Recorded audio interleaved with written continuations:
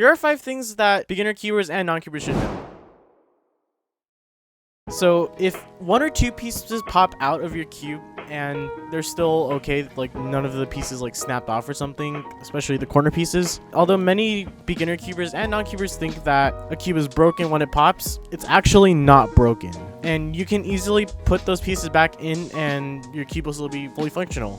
Although make sure that when you're putting those pieces back in, be wary of the corner twist and edge orientation when you put it back in, or else you'll get some of these cases in which you'll have to take the piece out and put it back in. And it should be really easy to do on speed cubes because they're pretty loose. But if you have that happen to you on a Rubik's brand, which will probably be very impossible because of how tight those are, pieces will be really hard to pop out or even corner twist, then yeah, it will be difficult for you to do that. But on most speed cubes, you can take pieces out easily and put them back in and it will work like normal.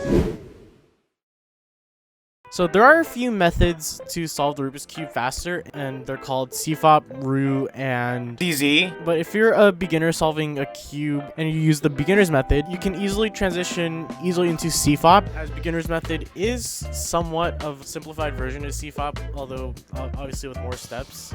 With CFOP, you solve the cross like you do in beginner's method, but instead of solving it on the top and moving it to the bottom, you just solve it on the bottom immediately. And then you solve the first 2 layers instead of just solving the corners and the edges, and then you do an algorithm to orient the top layer, corners and edges, and then you also permute the corners and edges of the top layer. Cross, F2L, OLL, and PLO.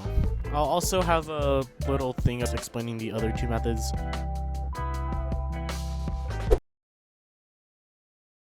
I hear this a few times, and especially when I take my cube to school and show people a lot of the times say that they can't solve a Rubik's Cube, and I'm here to say that you can solve a Rubik's Cube. There are a bunch of tutorials that are available online, especially within the past like 5 years now, because when I learned it, there was like 3 different tutorials and I had to go between 3 of them, but 2 really good tutorials are the 10-minute tutorial from JPerm and another tutorial from CubeHead. And although you will have to look back and figure out what steps you have to do like multiple times, and it will take you probably like more than 10 minutes to do it, you'll probably memorize how to solve the cube by the end of the day. So go solve the Rubik's Cube that has been laying around next to your TV or something.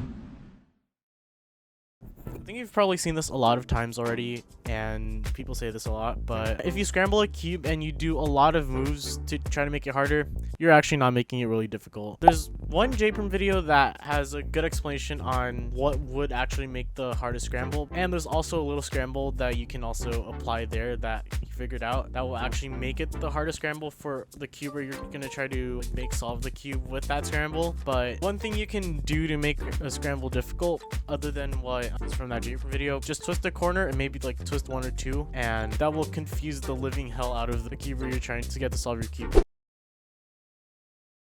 So if you're going to be scrambling someone's cube, or you're going to be scrambling your own cube, or trying to learn algorithms and stuff like that, you should learn Rubik's Cube notation. So here's the notation. So if you want to turn the right face clockwise, it's R.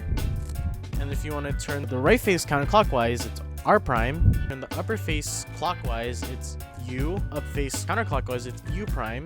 And if you want to turn the left face clockwise, it's L. Left face counterclockwise, it's L prime. And if you want to turn the down face clockwise, D. If you want to turn it counterclockwise, it's D prime. Front face clockwise, F. Front face counterclockwise, F prime.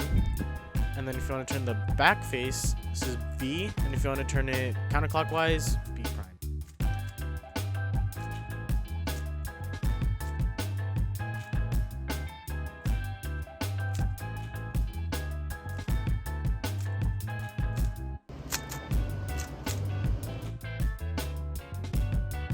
Yeah, thank you for watching. Be sure to subscribe for more things like this, and I'll see y'all next time. Bye.